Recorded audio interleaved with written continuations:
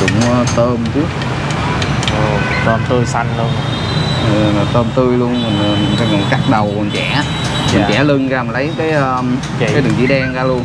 Nên khách ăn là không có cần phải lột đụng tới tay đụng gì hết đó. Rồi mình về cái mua nguyên con luôn á. Cái về mình cắt khoanh ra, mình cắt mực tươi luôn. Mình đây sử dụng đồ tươi không à.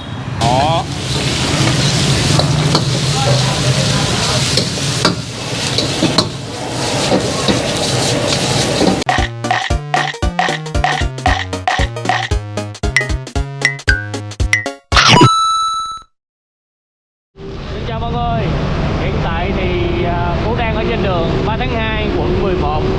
Bây giờ là 3 giờ rưỡi chiều. Nay chúng ta sẽ đi ăn đồ hoa nha. Có một quán mới mở thời gian gần đây. Trước mặt mọi người là cầu vượt Cây Gõ. Mình sẽ quẹo ra đường Minh Phụng, quẹo phải nha, không phải quẹo trái. Phải luôn.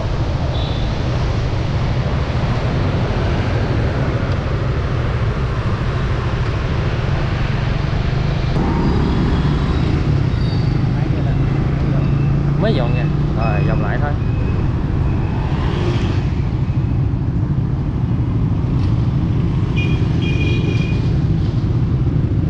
Cái này đi thẳng con.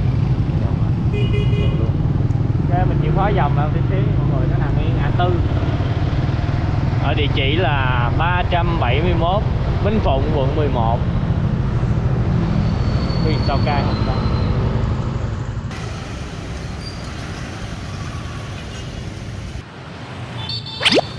Có không cay, thấy là mừng mừng rồi ha cả nhà.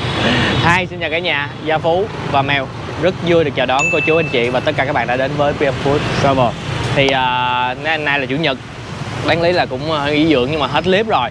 Mèo cũng đã đỡ được cái phần nào khoảng 60-70% cái tay, nhưng mà phải dùng cái máy khác, cho nên ngày hôm nay hình ảnh nó sẽ hơi bớt hấp dẫn đi một tí xíu, thì cả nhà thông cảm nha. Ngày hôm nay chúng ta sẽ đi ăn món mì xào cay Hồng Kông, giá từ 40.000, ở địa chỉ là 371 Minh Phụng, phường 10, quận 11. Rồi thì bây giờ mời cả nhà chúng ta cùng vào trong tìm hiểu giá cả cũng như là cái khâu làm ở đây nha. Nhớ like, share cũng như là ấn nút subscribe. Cảm ơn cả nhà rất nhiều.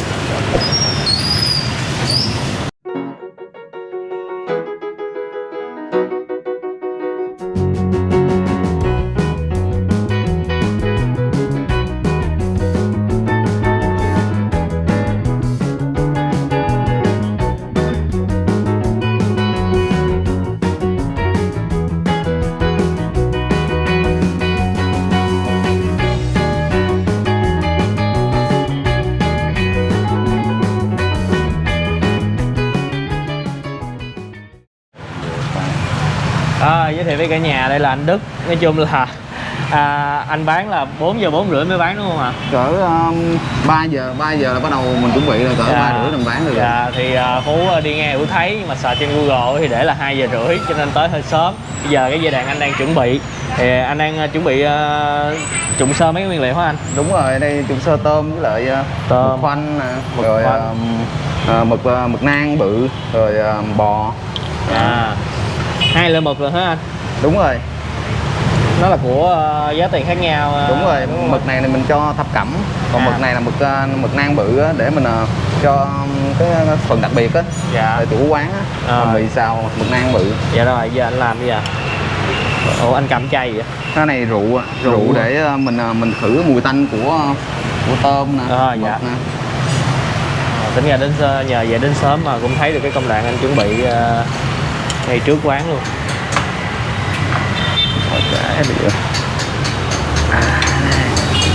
Trụng từng loại ha. Đúng rồi, mình trụng tôm trước. Tôm tươi xanh luôn. Tôm tươi luôn, mình còn cắt đầu còn chẻ. Mình chẻ lưng ra, mình lấy cái đường chỉ đen ra luôn. Nên khách ăn là không có cần phải lột đụng tới tay đụng gì hết, đừng để lột tôm hay gì đó.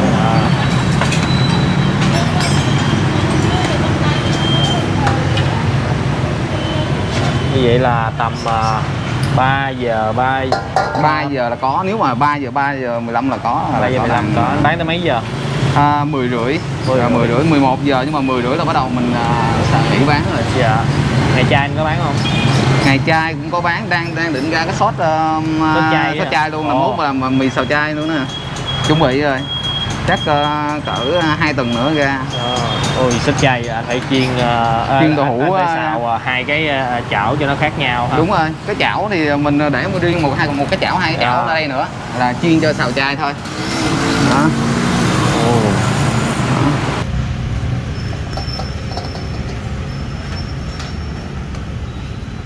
Nhưng mà mình trụng vậy, bắt đầu khi bán tới đâu mình trụng tới đó, gần đó mình trụng tới nó nữa tiếp cho nó tươi. Rồi vịt tôm ngon quá. Thêm rượu là cứ trụng thêm một cái là chế thêm miếng rượu. Đúng rồi, cho rồi tới vớt cái bọt của cái tôm mình nè.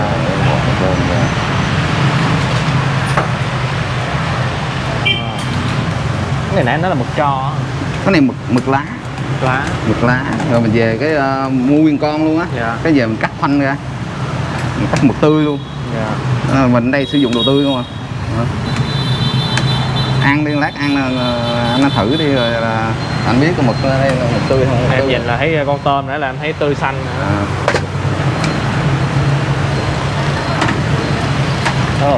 Mực thì lại có đá bên kia. Đúng rồi, để trụng lại cho nó giòn. Vừa trụng xong là mình dọn bên đây. Để cho nó giòn con mực. Làm kỹ lưỡng quá. Giờ tới con mực. Đấy, con mực ngang, mực to, mực của quán đặc biệt á.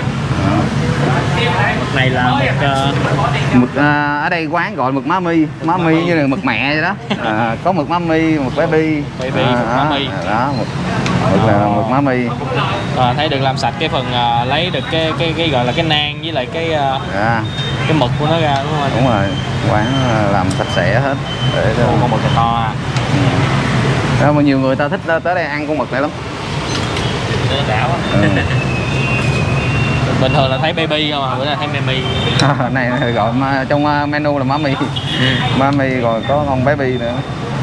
Rồi. Tôi thấy ảnh có canh đồng hồ giờ luôn á mọi người. Tức là cái này bao nhiêu lâu anh? Cỡ 2 tới 3 phút. 2 tới 3 phút. Bỏ đá. Con này con cỡ nào, con nào mà nó nhỏ thì mình cho nó ra trước. Con nào lớn lớn thì 3 phút, con nào mà vừa 2 phút rưỡi vậy đó. Mình canh theo cái nói chung là mực nó dễ chín, nó mau chín lắm.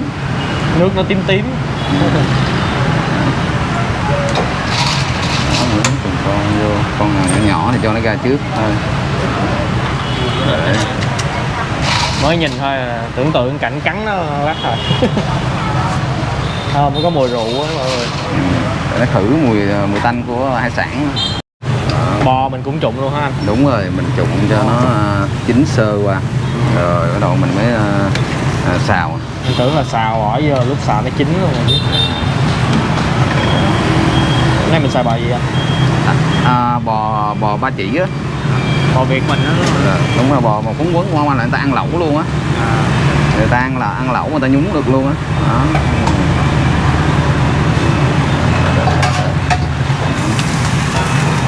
Đây là một cái chảo nước riêng nữa nha mọi người. Đúng rồi, chảo này chảo mới luôn á. Cũng có rượu trong đây luôn. Bò là phải trụng nước riêng. Hải sản thì mình dùng một nước cũng được. Khách tới. Có khách tới.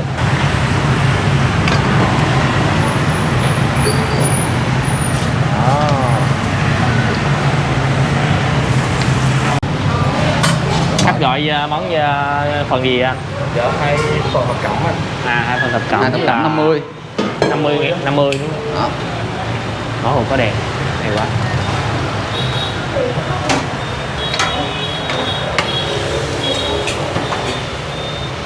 Cân định lượng ha.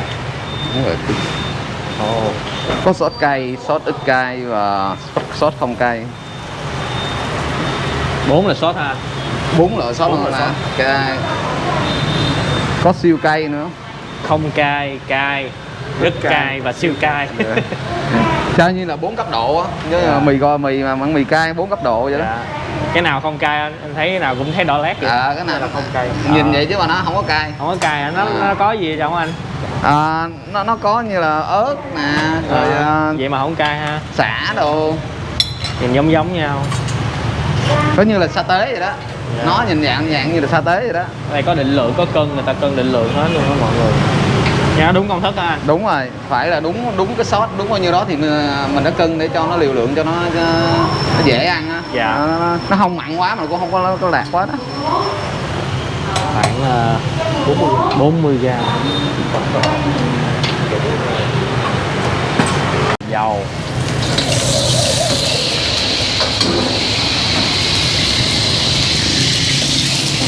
Trứng ha. Đúng rồi, trứng đập á. Bỏ vô trước cái. Đó. Xong bỏ rau vô. Bỏ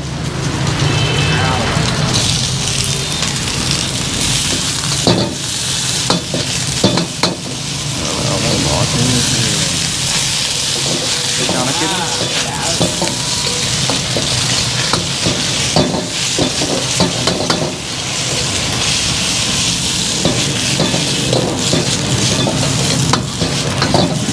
Công là người ta bán vậy luôn à? Đúng rồi. Em đi Hồng Kông thì chưa có nhiều. Nên mình ăn mì Hồng Kông ở Việt Nam là Đúng rồi.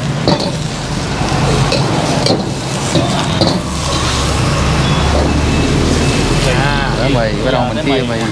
Mì anh cũng đo định lượng sẵn luôn. Tất cả đều định lượng hết. Kia này ăn mì. Lấy mì sầu ca là coi như chỉ có mì đúng không? Ở đây Mì hủ tiếu với lại nuôi luôn. mì hủ tiếu nuôi. Có nuôi và hủ tiếu nha cả nhà ơi.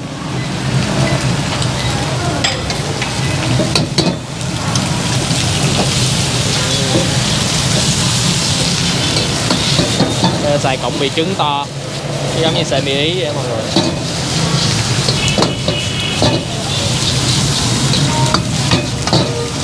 Thơm á, có cái mùi ớt đó.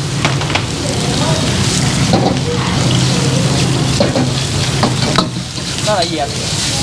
Cái đó là miếng dầu cho nó màu đẹp lên đó. Cho đều.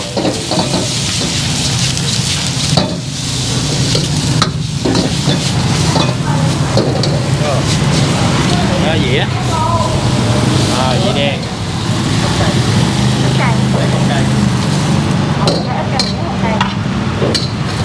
Cái này là gì? Ít cay à?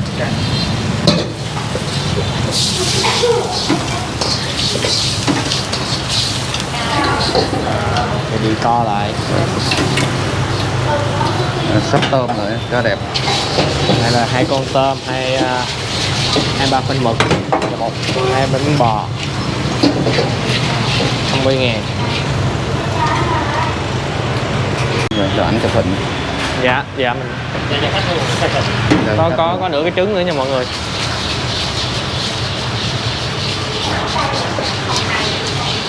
Đây là menu của quán mì Sao Cai Hồng Kông. Giá cao nhất là 70.000, thấp nhất là 40.000.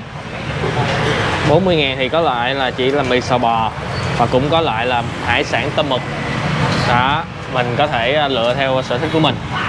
Còn có bò không 50.000 nữa, tràn miệng dĩa, nói chung là đầy đủ cho mọi người. Bây giờ chắc là em sẽ lấy một cái gọi là 40.000 để mọi người hình dung. Rồi. Là cái mì hải sản tôm mực đi. Hải sản tôm mực. Okay. Rồi một cái mì đặc biệt 70.000. Rồi. Với bây giờ cái gì nữa vậy ta? Mình đang ăn hủ tiếu không? Hủ tiếu quán này sao cũng vậy chắc một dĩa hủ tiếu xào bò đi. Hủ tiếu xào bò đi. Dĩa 50.000. Rồi hủ tiếu xào bò đó. Dạ. Hủ tiếu xào bò 50.000. Đó ba lại cho mọi người hình dung. 40 hủ tiếu tôm mực. Dạ. Không? Rồi 40 mì. Mì. Chỉ có 50 là hủ tiếu thôi. Rồi với lại cái mực má mi ha. Dạ mực má mi 70. Rồi. Me con mực đó. Nhưng mà chắc là 40 là không cay. Rồi. 50 là cây dừa. Cái 70 anh làm siêu cay cho em. Hả? Cái 70 anh làm siêu cay cho em. Hả? Ăn thử rồi nó làm sao? Ăn được không? Hay là có chứ dạ, bình thường. Kệ em cứ sai kệ. Em thấy là em biết là xong phim em rồi đó nhưng mà vẫn anh nói siêu cay lắm. Rồi cho em thử trước cái siêu cay đi. Thử trước siêu cay đi ha. Đỡ coi mình ăn được không? Đây là siêu cay đúng không? Dạ. này tí xíu tí xíu là đủ rồi phải không anh? Cũng cho nhiều chút cũng được. Thôi trong đây thì có tôm đúng không ạ? Đúng rồi. Được rồi. Đủ rồi á. Cay nhưng mà ăn lúc đó chắc là sẽ dễ sặc á, ăn ở ít gì thấy ok nè, thấy vẫn chịu được. Vẫn chịu được phải không? Rồi thôi chơi đó đi anh, chạy đó. Rồi ok, nếu ăn cay được thì tại vì cái này sốt ở đây á, mà ăn càng cay là càng ngon. Dạ. Tại cái mì này nó thích nó là ăn là mì cay mà. Dạ. Là mì cay không công. Thí dụ mà lỡ ai mà chưa đủ phê thì lúc sau mình xin thêm được không anh? Ớt bột đó, ớt bột mình rắc lên là ăn cay luôn. Ok sao? Vô. Một bên sẽ là 70, một bên là hủ tiếu 50 nha mọi người. Để cái mì nghe cái âm thanh như nó đã.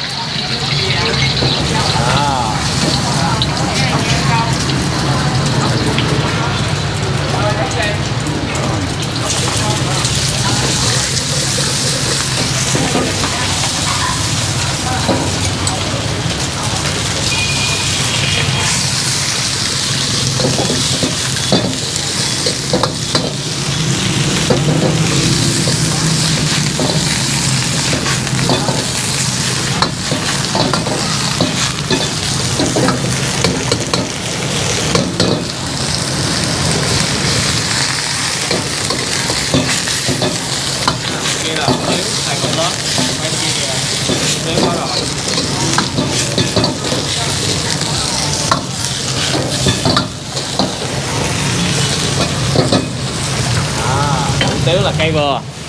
Đúng rồi. Tới mì.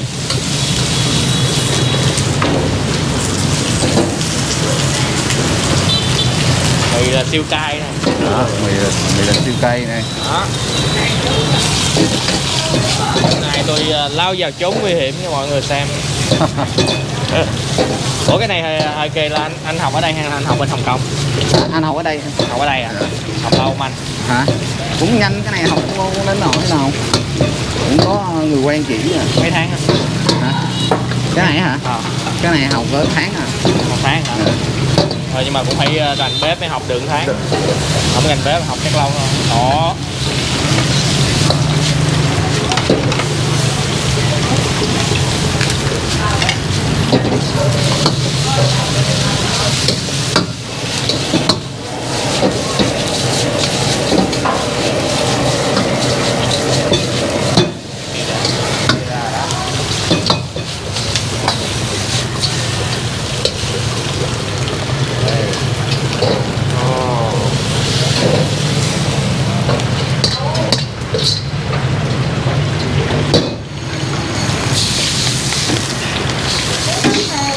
Rồi em ơi tính tiền rồi.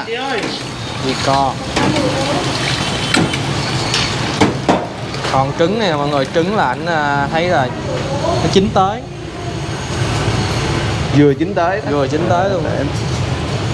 Vậy vừa chín tới mình ăn mình còn cái độ béo. Dạ. Rồi mình chín quá là nó mất cái độ béo đi nè. Ủa cái tắc nó làm gì anh? Cái tắc lát nữa mình để cho mì á. Dạ. Khi mình ăn á mình nặn vô rồi mình trộn với nhau. Ủa bên Hồng Kông có nặn tắc vô nữa. Đúng rồi, trộn vô cái mì này là tụi nó cái đặc trưng của nó là như vậy. Dạ. Phải bỏ miếng tắc trộn lên. Đó.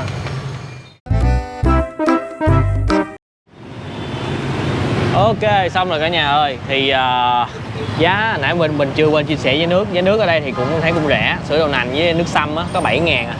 Lúc trước khi qua Phú có uống nước sâm rồi, giờ uống sữa đậu nành. Nước sâm thì đậm đà nhưng mà nó có thể là nó hơi ngọt số người. Đó. Rồi. Kéo cắt mực luôn. Ồ. Có cái vũ khí để cắt mực lát ăn nữa nè mọi người. Thì không gian quán á, sẽ là ở ngoài đây và ở trong. Ở trong thì thiết kế cũng dễ thương. Trên tường sẽ có treo những cái câu slogan vui vui để kích thích bao tử chúng ta. Rồi, đây là các gia vị trên bàn. Có bột ớt để chưa đủ phê thì chúng ta có thể thêm ớt xanh để chấm hải sản. Ai thích mặn hơn khi mà ăn hủ tiếu nè, mình nêm nước tương. Ăn lạnh là 2.000 một cái nha, họ để trên bàn sẵn luôn. Dạ đã 2.000. Rồi, Gia Phú xin mời cả nhà, cô chú, anh chị và tất cả các bạn chúng ta cùng thưởng thức mì xào cay Hồng Kông. Mình coi lại nha mọi người, đây là bộ 40.000. 2 khoanh mực, 1 con tôm, nửa cái trứng. Đây là mì sò bò, hủ tiếu sò bò 50.000 nửa cái trứng. Đây là cây vừa. Đây là siêu cây đặc biệt 70.000. Cái phần 60.000 thì nó cũng sẽ giống như vậy, nhưng mà cái con mực này thì không phải là mực mami mà là con mực Barbie mà chúng ta thường thấy. Đó, mực Barbie bự ha. 70.000 nha mọi người. 2 bò, 1 mực, 2 tôm. Mình sẽ thử xem không cay là như thế nào. Đó. Thơm mùi sả, có mùi tôm khô này nữa.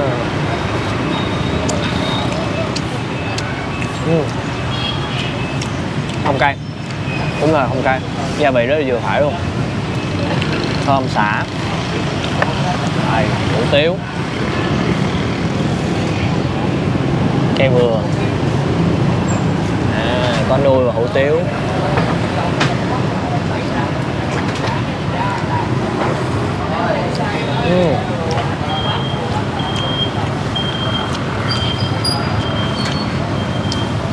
Có cay, đúng cay vừa luôn á, vừa chạm vô. Bây giờ đang cay ở mức độ rất là vừa phải.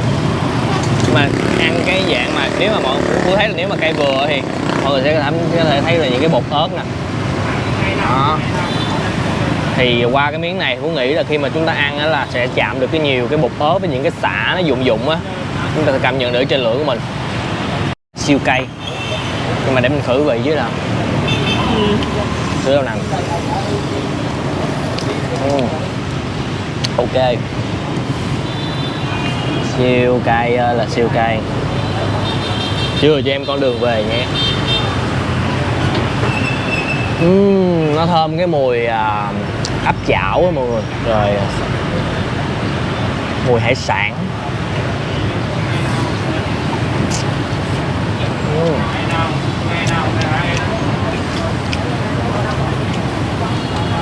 Nói chung là siêu cay mà Phú chịu được thì mọi người chắc chắn sẽ chịu được, đúng không? Tại là vô thì nó cay liền, mà còn cái độ mà kéo dài không thì chưa biết, lát hồi biết. Giờ mình ăn dĩa này luôn nha. Bị thách lại cái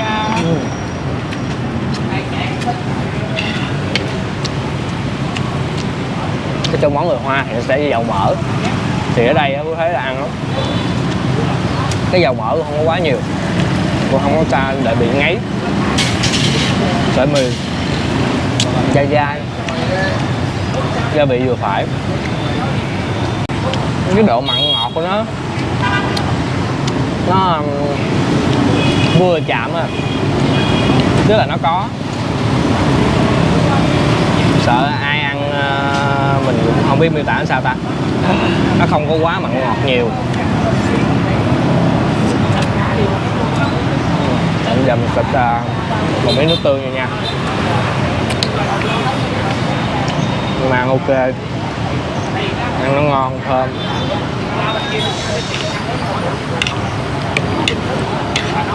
Hồng Kông mà, chứ đâu phải khẩu vị Việt đâu. Nếu mà theo khẩu vị Việt thì nó sẽ ngọt.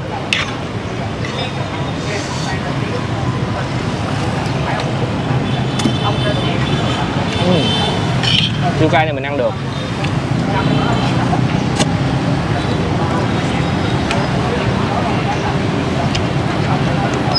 Đây là con cơm. Ớt xanh này là ớt xanh dạng loại chai bán ở trong shop 24 giờ mọi người.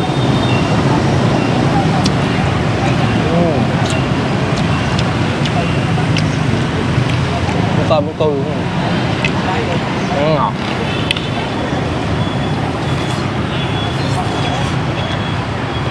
Bò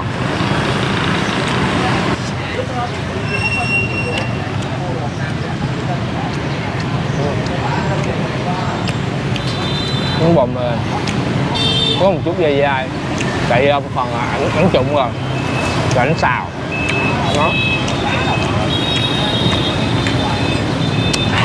Có thể thấy thì cái siêu cay này nó khiến cho Phú chỉ là đổ mồ hôi, không phải dạng mà cay, có ăn nóng nóng vùng miệng mình.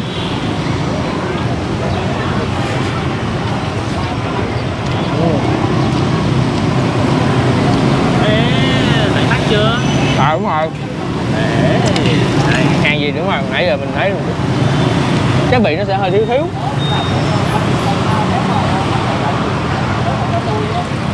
Nó phải nặng tắt vô. Quên, xin lỗi mọi người. Lo ăn quá tại cái dĩa này không có để trái tắc. Cái dĩa kia có để trái tắc trên, nhớ. Rồi, cho thử rồi.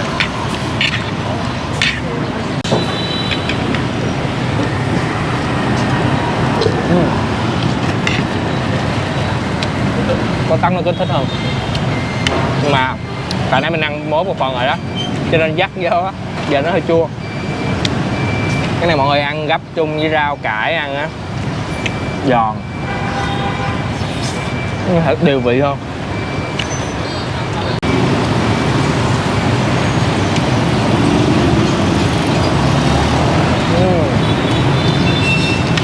Trứng vừa trứng tới ăn béo béo ngon quá. Cái này hay kiểu Việt Nam không ta? Tại sao? Là chan cái ớt xanh vô đây nè. Đây.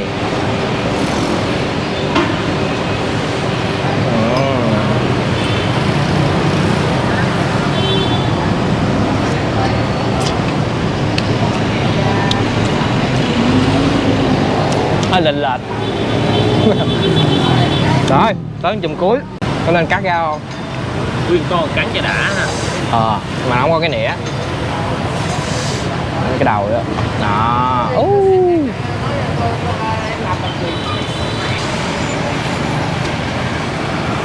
Rồi dạ. Thấy ha. Cái đầu của nó rồi. Ngon. Nó là hải sản ở đây tươi mọi người. Bọn ăn giọt trời ơi. Không có bị ăn có trụng bằng rượu á, tức là nó vẫn còn cái mùi, cái vị ngọt, cái vị của con mực, nhưng nó không có bị tanh, quá tanh. Rồi nên ăn có dĩa mực mà to vậy nè mọi người, không mình ăn baby cũng được, cắn nó đã.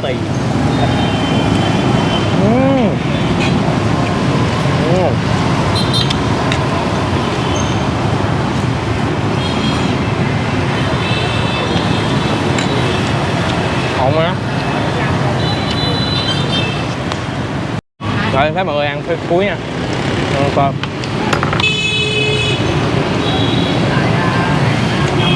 Cay được chứ. Mà cay đổ mồ hôi. Ngộ quá, mỗi loại ớt có cái cay khác nhau. Cay này Phú vẫn ăn được nhưng mà nó chỉ để khiến mình đổ mồ hôi nhiều thôi.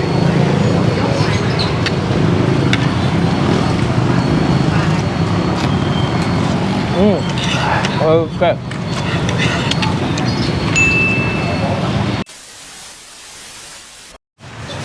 Ok, xong. Thì đánh giá tổng quan cho cái món mì này mọi người, nếu mà ai thích hương vị kiểu hoa thì hãy đến đây thử. Nó sẽ không phải kiểu dạng như những cái món hoa mà đậm đà mọi người thấy. Hương vị của những cái dĩa mì hủ tiếu này Phú ăn Phú thấy thì nó nằm ở mức rất là vừa phải, tức là ảnh đo định lượng khả năng vô mặn ngọt hay là cay, nó rất là vừa phải luôn. Không phải kiểu đậm đà theo kiểu người hoa thông thường mà chúng ta thường thấy nha. Đây là kiểu Hồng Kông. Rồi không gian, nước uống cũng rất là ok, không gian sạch sẽ gọn gàng, làm đồ ăn cũng nhanh nữa, giá từ 40.000. Và nhớ nếu mà mọi người ăn cái dĩa 60-70 có con mực baby ăn nó đã. Điểm cộng đây là hải sản tươi, thịt cũng tươi. Rồi, cảm ơn cả nhà đã dành thời gian xem clip từ nãy đến giờ. Đừng quên một món ăn ngon sẽ ngon hơn nếu chúng ta thưởng thức cùng người thân, bạn bè và chia sẻ nó với tất cả mọi người. Xin chào và hẹn gặp lại cả nhà ở những clip hấp dẫn kế tiếp.